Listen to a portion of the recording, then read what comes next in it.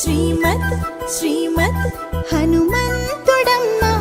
ఓ జన్మ ఫలమా మా తీపి వరమా ఇక నేను నీ చేతి బొమ్మ